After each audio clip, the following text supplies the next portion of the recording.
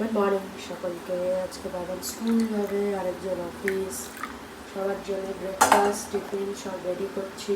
চলো হয়ে গেলে দেখাবো। সব গুছিয়ে টুচিয়ে দেওয়া হয়ে গেছে, পেয়ারা টেয়ারা দিয়ে দিয়েছি। চলো এবার প্যাক করি। আমি কিন্তু আমার ব্রেকফাস্ট নিয়ে চলে এসেছি। দেখতে পাচ্ছ ব্রেকফাস্ট একদম যা যা ওদেরকে দিয়েছি আমার জন্য সেমই আছে। যা যা ওদেরকে দেয়া হয়, মানে আমার অর্ণবার ছেলেকে স্কুল অফিসের জন্য, সেটাই কিন্তু আমি আমার জন্য অল্প করে রেখে দিই। যাই হোক, যতটা আমি খাই ততটুকু কোয়ান্টিটি আমি রাখি, সেটাই কিন্তু আমি ব্রেকফাস্টে খেয়ে থাকি মেনলি। কোনো কোনো সময় হয়তো হয় না, সেদিনকে আমি খাই না, হয়তো অন্য কিছু খাই। ধরো একটু ইচ্ছা করছে না, ফ্রুটস আর ড্রাই ফ্রুটস এসব খেয়ে নিই, সেটা আলাদা ব্যাপার। জানো তো একটা জিনিস আছে, তোমাদের সাথে শেয়ার করি। সেটা হলো যে আমি খেতে খেতেই বলছি, আমি একটা জিনিস খুব মানি, জানো তো, যে অনেকে থাকে না, বিশেষ করে বাড়ির বয়স্ক মা কাকিমা জেঠিমায়েরা এরকম করে থাকে, ওদেরটা খুব সুন্দর করে প্লেট টেট দিয়ে সাজিয়ে সবার জন্য নিজেরটা একটা বাটির মধ্যে বা একটা যেখানে তরকারিটা ছিল ওর মধ্যে এসব নিয়ে, রুটি টুটি নিয়ে, ভাত নিয়ে, যাই হোক যা খাচ্ছে নিয়ে ওর মধ্যে খেয়ে নিচ্ছে, মানে প্রপার প্লেটিং করে বা কিছু করে খানা পেরে উঠছে না বা দিয়ে পাচ্ছে না, নানা রকম রিজন হতে পারে। কিন্তু আমি কিন্তু কোনো দিন এই জিনিসটা করি না বা করবো না। আমি যখন আমার খাবারটা নেই ওদেরকে দিই। এমনিতে তো আমরা সবাই একসাথে বসে খেতে প্রেফার করি, কারণ অর্ণব খুব পছন্দ করে সবাই একসাথে বসে খাওয়া। কিন্তু এবারে হচ্ছে ব্যাপারটা হচ্ছে, আমি যখন একা খাই, ধরো ব্রেকফাস্টটা যখন আমি একা করি, আমি কিন্তু প্রপার প্লেটিং করেই খাই। আমার এরকম মনে হলে একটা ছোট একটা বাটির মধ্যে আমি শুধু ফ্রুটস খাচ্ছি, শুধু একটা বাটির মধ্যে আমি এটা নিয়ে গাদা গাদা ফ্রুটগুলোকে টুকে টুকে, মানে হচ্ছে না জায়গা, তাও ওর মধ্যে গুতিয়ে গুতিয়ে ঢুকে ওরকম করে খেয়ে নিলাম। না, আমি কিন্তু ওটা করি না। প্রপার প্লেট করে নিয়েই কিন্তু সুন্দর করে যেরকমভাবে আমি দিয়ে থাকি অন্যকেও, আমিও কিন্তু সেরকমভাবেই খেয়ে থাকি। নিজেকে নিজেকে তুমি যদি প্রায়োরিটি নাও দাও, নিজেকে তুমি যদি ইম্পর্টেন্স বা নিজেকে তুমি যদি গুরুত্ব বা ভালো না বসো, যে আমারও তো ইচ্ছা করে যে প্রপার প্লেটিং করে খাই বা কিছু, তাহলে কিন্তু হবে না। সেটা কিন্তু ভালো জিনিস নয়। এখন অনেকেই আমাকে বলতে পারো যে তুমি খুব সেলফিশ বা self centred. No, it's not a self centred, it's a thing that তোমারও এটা, ইউ ডিজার্ভ ইট, তুমি একটা পাওয়া উচিত, বা তার জন্য তুমি সেটা করো বা করছো, যাই হতে পারে। ইভেন যেটা নিয়ে বলছিলাম তোমাদের, ইভেন অর্ণব যখন ধরো কোনো দিনও ব্রেকফাস্ট বানায়, ব্রেকফাস্টে দু একটা জিনিস আছে ও বানাতে পারে, মানে ওগুলোকে শিখিয়ে দিয়েছিলাম আমি। খুব সহজ একটু ভাবে স্যান্ডউইচ তৈরি করা, একটু বাটার টোস্ট করা, একটু চাউমিন ম্যাগি এসব, আর এর থেকে বেশি কিছু না। তো যখন ওটা করেও, যেদিনকে ধরো আমার শরীরটা ভালো লাগছে না, আজকে করতে ইচ্ছা করছে না, বা প্রচুর কাজ রয়েছে, আদার্স আরও রয়েছে, হয়তো ডোমেস্টিক হেল্পার আসেনি, নানান রকম হতে পারে, তো সেই ক্ষেত্রে ও আমাকে হেল্প করে। এমনিতে তো প্রচণ্ড কোঅপারেটিভ, অনেক কিছু তে হেল্প করে আমাকে সব ব্যাপারেই।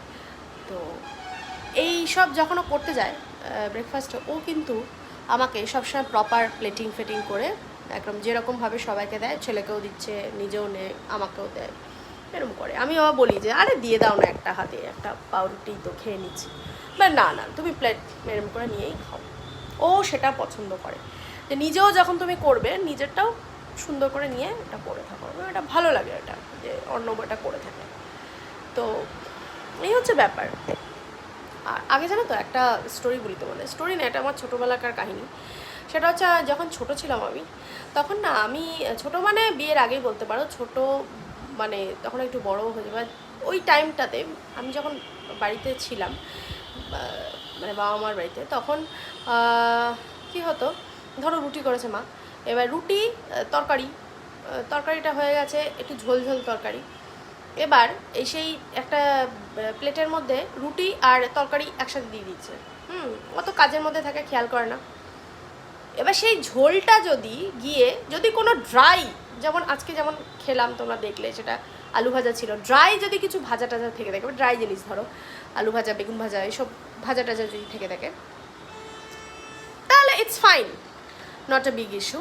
কিন্তু যদি তরকারিতে যদি ঝোল ব্যাপারটা থাকে, কিছু ধরো এমন তরকারি হয়েছে কিন্তু ঝোল আছে, কিন্তু তার পাশেই তুমি আমাকে রুটিটা দিয়ে দিচ্ছ বা পরোটা যাই হোক একটা, বা ভাত, মানে ওরকমভাবে যদি দিয়ে দাও, বা ডালের মধ্যে ডাল দিয়ে দিলে, মানে ঝোলগুলো চলে গেল ভাতের মধ্যে, সে মেখে খাওয়া যাবে, বা রুটির মধ্যে চলে যাচ্ছে, সে রুটিটা ভিজিয়ে মানে ওটা দিয়ে ভরিয়ে খাবো, সে আমিও জানি।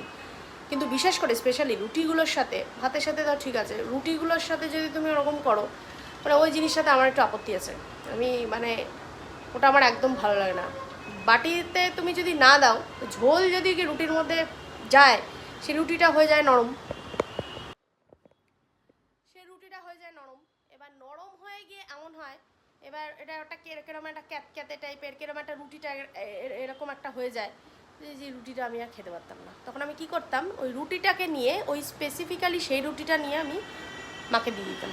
কারণ মাকে আমি দেখেছি বেশ, যে বাটিতেই তরকারি হচ্ছে সেই বাটির মধ্যেই রুটি টুটি নিয়ে একবারে নিয়ে ওইটাই খেয়ে নিল, তারা আলাদা কোনো প্লেটের দরকার নেই, সেই এই করে নিল। তারপরে আমি বললাম যে সে হয়তো পারবে সেরকম করে খেতে না, আমার এটা একটা আছে, এটা যার যার নিজস্ব ব্যক্তিগত ব্যাপার। কারণ আমার ওই রুটির মধ্যে ঝোল চলে গেল, রুটিটা নরম নরম হয়ে গেল, একদম ভালো লাগে না, ওগুলো আমি খেতে পারি না। কিছু কিছু জিনিস আছে আমার ভালো লাগে না। তো এটা মানেই কিন্তু সেটা নয় যে যে তুমি খুব স্নবিশ, তুমি খুব ইয়ে টাইপের। অনেকে মনে করতে পারো যে আমি খুব একটু অন্যরকম, বাবা ওকে তো এরকম করা যাবে না সেরকম। No, it's not like that actually.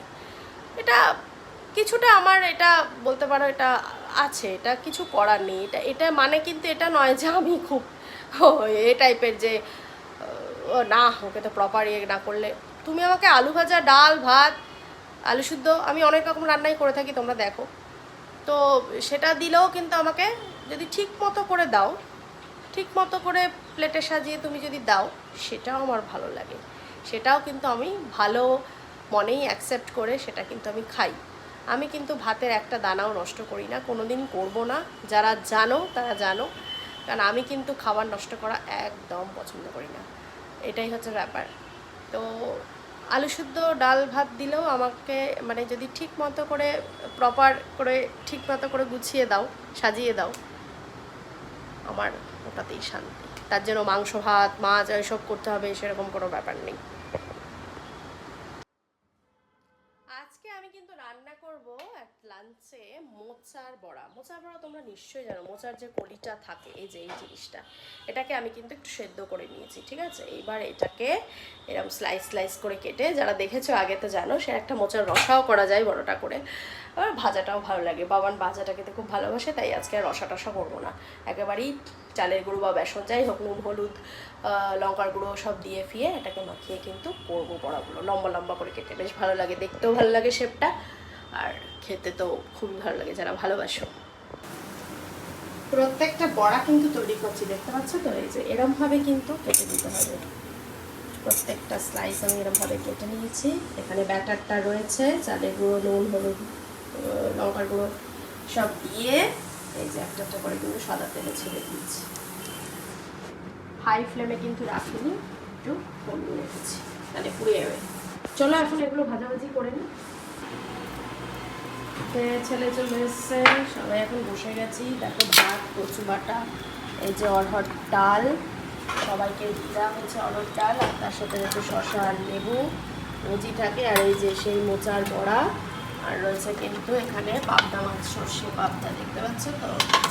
ব্যাস, আজকে হচ্ছে এটাই আমাদের লাঞ্চ। চলো এখন ছটপট করে খেয়ে নিই, বেরিয়ে যাবে না।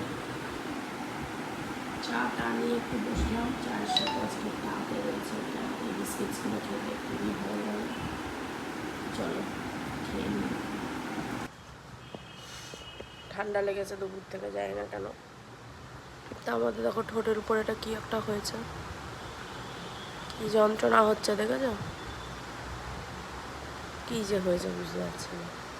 ঠান্ডা লেগেছে, ওষুধ খেলাম। ওয়েদারটা খুব খারাপ, কিছু বলার নেই, ওয়েদারটা এত বাজে, এমনি লাগছে, সত্যি ভালো লাগছে না খুব একটা। বাবার ওদিকে পড়ছে, পরীক্ষার রুটিন দিয়ে দিয়েছে, খুব খারাপ অবস্থা এখন। চাটা খাই এখন। বাবানের এখন লেখালেখি লিখতে বসেছি আমি, আর অন্য ওদিকে দেখছে, আর আমিও এখানে লেখালেখি করছি কেমিস্ট্রি। এখন দুজনকেই পড়াশোনা করতে হচ্ছে, এমন অবস্থা। চল আমি লিখে নিই। পড়াতে পড়াতে আর একদম সময় হচ্ছে না, সন্ধ্যার থেকে যে কী করে টাইমগুলো বেরিয়ে যাচ্ছে আমরা নিজেরাও বুঝতে পারছি না। আর বেশি দিন বাকিও নেই, কীভাবে যে এতটা সিলেবাস কভার করবো, ইটস আ চ্যালেঞ্জিং ব্যাপার। চলো এখন খাওয়া দাওয়া করি, কিছুই আজকে নেই সেরকম। চলো, সিম্পলেস্ট ডিনার। এখানে রয়েছে সেই অরহর ডাল, আর রয়েছে কেটে বেগুন ভাজা, যে বেগুন ভাজাগুলো বলবো, আর রয়েছে একদম রুটি। ব্যাস, আজকে এটাই আমাদের ডিনার। ডাল অ্যাকচুয়ালি অন্যদিন খাবে, আমরা আর কেউ খাবো না। চলো এখানে ব্লগটা এন্ড করছি। ভালো লাগলে অবশ্যই একটা করে লাইক কমেন্ট শেয়ার করে দিও, পেজটাকে ফলো করো, রিয়া ফ্যামিলি ইউটিউব চ্যানেলকে সাবস্ক্রাইব করে পাশে থাকো। গুড নাইট, সবাই ভালো করে উইকেন্ড স্পেন্ড করো, টাটা।